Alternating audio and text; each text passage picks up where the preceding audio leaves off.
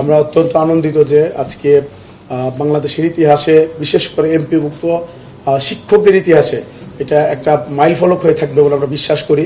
আর স্বাধীনতার পর থেকে আমাদের শিক্ষকদেরকে যে বাড়ি ভাড়াটা দেওয়া হতো মাত্র 1000 টাকা, একেবারেই অপ্রতুল। এটা বিশ্বের কোথাও, বাংলাদেশ কেন কোথাও মানে 1000 টাকা দিয়ে বাড়ি ভাড়া এটা কল্পনা করা যায় না। তো সেই জায়গা থেকে আজকে যে উত্তরণ আপনারা ইতিমধ্যে শুনেছেন যে আমাদের এখন 7.5% এখন থেকে আপনার কার্যকর হবে, আর বাকিটা আগামী নভেম্বর থেকে আগামী থেকে হবে। এটা অলরেডি আপনার প্রজ্ঞাপন উল্লেখ করা আছে। তো আমাদের তো দাবি ছিল 3টে, আপনারা সবাই জানেন, 20% বাড়ি ভাড়া, আর মেডিকেল আপনার 1500 টাকা, আর আমাদের যে কর্মচারীদের জন্য 75% উৎসব ভাতা। কিন্তু সরকারের সামর্থ্য এটাও আমাদের বিবেকবান শিক্ষক হিসাবে আমরা এটা বিবেচনায় নিয়েছি। আমাদের সাথে সরকারের পক্ষ থেকে যারা আলোচনা করেছেন, ওনারা অনুরোধ করেছেন, ওনারাও কিছুটা এগিয়ে এসেছেন, আমরাও এগিয়ে এসেছি। সব মিলে আমরা একটা সুন্দর সমাধান হয়েছে। আমরা 6 লক্ষাধিক শিক্ষক পরিবারের পক্ষ থেকে আমাদের অভিভাবক মাননীয় শিক্ষা উপদেষ্টা স্যার এবং সচিব স্যার যারা আছেন এবং মাননীয় প্রধান উপদেষ্টা স্যার, অর্থ উপদেষ্টা স্যার সহ যারা আছেন, আমরা তাদেরকে আমাদের পক্ষ থেকে আমরা ধন্যবাদ জানাচ্ছি। ফিনলে ইংলিশ ব্রেকফাস্টটি, যার কড়া স্বাদ আর সতেজ সুবাস দেয় চুমুকেই চমৎকার একটা দিন। আমরা জানি স্যার অনেক কষ্ট করেছেন আমাদের এই বিষয়গুলো নিয়ে, আর আন্দোলন না করলে আসলে স্যারের পক্ষেও এটা কিন্তু মন্ত্রণালয় দিয়ে বের করে আনা খুব কঠিন হইতো। আমরা প্রেশার ক্রিয়েট করার কারণে স্যারের পক্ষে সহজ হয়েছে, সরকারের পক্ষ থেকে হয়তো এটা বের করে আনা।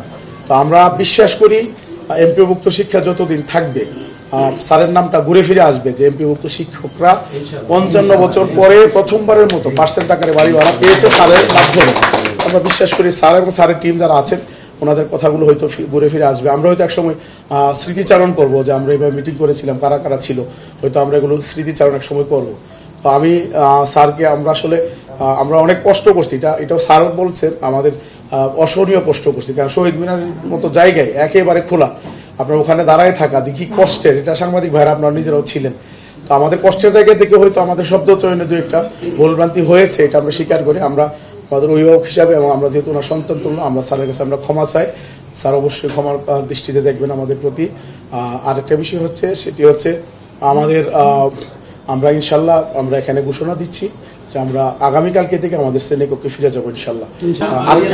আরেকটা বিষয় বলি, আমরা তো শহীদ মিনারকে ব্রিফ করব, তো ওখানে আমাদের যে ক্ষতি হয়েছে বাচ্চাদের, যে কয়টা দিন আপনার এখানে 8 দিনের মতো ক্লাস হয়নি, ওইটার ব্যাপারে আমরা একটা বিষয় খস আলোচনা করেছি আমাদের সহযোদ্ধা যারা আছেন আমরা মিলে, ওইটা আমরা ডিসক্লোজ করব আমাদের শহীদ মিনার ওখানে। এর বাইরে আমরা প্রত্যাশা রাখবো যে আমরা চাই যে আমাদের মন্ত্রণালয় এবং আমরা মিলে মিশে যাতে আমাদের শিক্ষাটা মানে কোয়ালিটির দিকে যাতে আমরা হাঁটতে পারি, শিক্ষার উন্নয়ন, এটা নিয়ে আমরা আলোচনা করছিলাম। এখন আমরা আশা করবো স্যার আমাদেরকে যদি মন্ত্রণালয়ের বিভিন্ন কাজে যদি আমাদেরকে সুযোগ করে দেন, আমাদের যুক্ত করার সুযোগ থাকে, আমরা আমাদের জায়গা থেকে আমরা পরামর্শ দিই আমাদের শিক্ষাটাকে আমরা কীভাবে এগিয়ে নিতে পারি, আমরা আমাদের জায়গা থেকে সর্বোচ্চ সহযোগিতা করব। বিশেষ করে 5 আগস্টের পরে কিছু সিদ্ধান্ত হয়েছে যেগুলো একেবারেই আমি মনে করি একটা যুগান্তকারী সিদ্ধান্ত। যেমন আপনার নিয়োগগুলো অলরেডি আপনার সরকারের অধীনে নেওয়া হয়েছে। আমাদের যে প্রশাসনিক পোস্টগুলো, প্রিন্সিপাল, ভাইস প্রিন্সিপাল, তারপরে প্রতিষ্ঠান আপনার হেডমাস্টার, সহকারী হেডমাস্টার, তারপরে 4th ক্লাস এমপ্লয়ি, আর বাকিগুলো তো এনটিআরসির অধীনে আগে থেকে ছিল। তো এটা একটা বড় যুগান্তকারী সিদ্ধান্ত আমি মনে করি। এর মাধ্যমে সত্যিকারের মেধাবী যারা আছে তারাই হয়তো প্রতিষ্ঠান প্রদানে আসবে। আর প্রতিষ্ঠান প্রদানের জন্য একটা ভালো প্রতিষ্ঠান প্রধান এবং যোগ্য, দক্ষ, সৎ, এটা যে কত বড় প্রয়োজন, এটা যারা আমরা প্রতিষ্ঠান প্রধান বা আমরা সবাই বুঝি। কারণ একটা প্রতিষ্ঠান প্রধান যদি ভালো হয়, সবাই চেষ্টা করলেও এই প্রতিষ্ঠানকে দবায় রাখতে পারবে না। আর সবাই ভালো প্রতিষ্ঠান প্রধান যদি যোগ্য না হয়, চেষ্টা করে প্রতিষ্ঠানকে উপর দিকে নিতে পারবে না। তো এখানে একটা বড় একটা যুগান্তকারী সিদ্ধান্ত হয়েছে। আমরা আশা করি এটা ইমপ্লিমেন্ট খুব দ্রুত হবে এবং আমরা আমাদের জায়গা থেকে সর্বোচ্চ চেষ্টা করবো এটা যাতে কন্টিনিউ করে। আরেকটা সুন্দর সিদ্ধান্ত হয়েছে মন্ত্রণালয়ের পক্ষ থেকে 5 আগস্টের, যে আমাদের যে রাজনৈতিক দুর্বৃত্তায়ন প্রতিষ্ঠানগুলোকে, এখানের মধ্যে দেখা যায় আপনার ওই যে কয়টা নিয়োগ হাতে থাকে, এখানে আইসা এখানে বাণিজ্য করে। তো এই জিনিসটা মন্ত্রণালয় বন্ধ করার জন্য ইতিমধ্যে উদ্যোগ গ্রহণ করেছে এবং যে নীতিমালা আমাদের কমিটি ফর্মের যে নীতিমালা দেওয়া হয়েছে, এটাকে আমরা সাধুবাদ জানাই। আমি মনে করি এটা যদি বাস্তবায়ন শুরু হয়, পরবর্তী গভর্নমেন্ট এসে এটা পরিবর্তন করতে পারবে না। কারণ আমরা স্ট্রংলি প্রতিবাদ করবো, এটা পারবে না, কোনো সরকারই পারবে না, আমরা ঐক্যবদ্ধভাবে প্রতিবাদ করবো। তো আমরা আশা করি এটা করবেন, স্যাররা দেখবেন যাতে ইমপ্লিমেন্ট হয়। স্যার বদলির ব্যাপারে বলবো, স্যার এনটিআরসি যারা আছে সুপারিশপ্রাপ্ত, তাদের ব্যাপারে একটা নীতিমালা হয়েছে।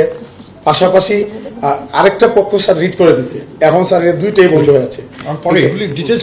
স্যার ডিটেলস বলতেছেন এর দুইটাই স্যার পেন্ডিং হয়ে আছে। স্যার আমরা চাইবো স্যার আপনি মানে স্যার আপনারা থাকা অবস্থায় সবাই যাতে বুদ্ধিটা পেয়ে যায়, সুপারিশ দপ্তরও পাক, তারাও পাক স্যার, সবাই একটা স্যার যদি টাকা পয়সা লাগবে। জি থ্যাংক ইউ স্যার। স্যার কর্মচারী উচ্চ ভাতার বিষয়টা একটু বলি স্যার।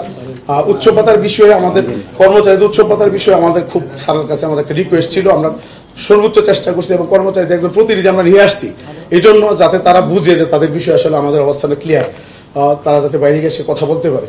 তো আমরা স্যারকে বলছি যে কর্মচারীদের উচ্চ ভাতাটা এটা তো তার আগে থেকে 50 পাচ্ছে, তো এটাকে যদি 75 করা হয় তাহলে টাকাও খুব বেশি লাগে না। স্যার বলছেন যে এটা ওনার জায়গা থেকে উনি সর্বোচ্চ চেষ্টা করবেন, কিন্তু এই মুহূর্তে সরকারের আর্থিক সামর্থ্য বিবেচনায় স্যার এইটুকু আমাদেরকে দিয়েছেন, এই জন্য স্যারের প্রতি আমরা কৃতজ্ঞতা জানাচ্ছি। মন্ত্রণালয়ের সকল পদস্থ কর্মকর্তা যারা আছেন তাদের প্রতি কৃতজ্ঞতা জানাচ্ছি। আবার কৃতজ্ঞতা এবং ধন্যবাদ জানাচ্ছি আমাদের ফিনান্স অ্যাডভাইজার এবং আমাদের অর্থ সচিব স্যার সহ আমাদের যে আমাদের প্রধান উপদেষ্টা স্যার সহ মিডিয়ার ভাইয়েরা যারা একেবারেই আমাদের মতো কষ্ট করে আপনারা আমাদের নিউজগুলো আপনারা কভারেজ করেছেন, সকলকে ধন্যবাদ জানিয়ে শেষ করছি। আসসালামু আলাইকুম।